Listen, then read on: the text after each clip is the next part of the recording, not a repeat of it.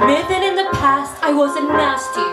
They weren't kidding when they called me, well, a witch. But you'll find that nowadays I've mended all my ways, repented, seen the light and made a switch. True, yes.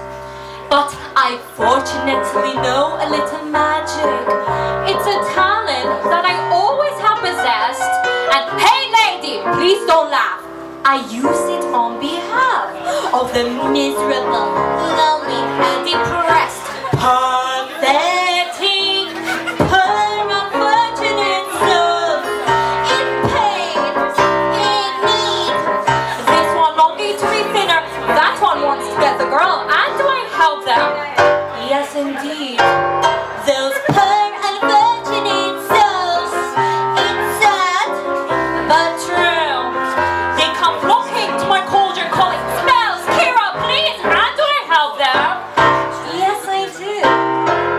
Now it's happened once or twice. Someone couldn't pay the price, and I'm afraid I had to rake them across the coast.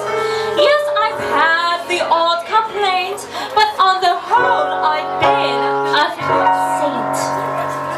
To this permanent souls. It's Mom. Andrew, we're going to lengthen this one because someone used the wrong mic.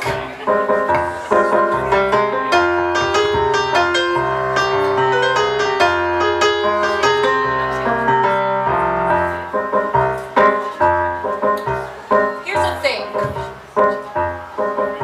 All of you, you've bought your tickets, you have your drinks, you can leave anytime you want to.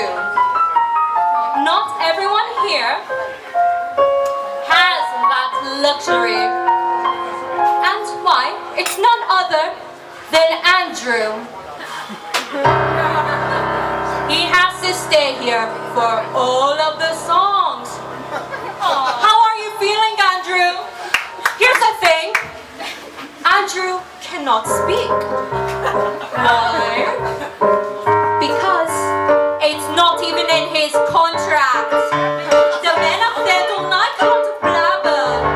They think a girl who gossips is a bore. Yet on land is much preferred for a woman not to say a word. And after all, they're what his idle blabber for.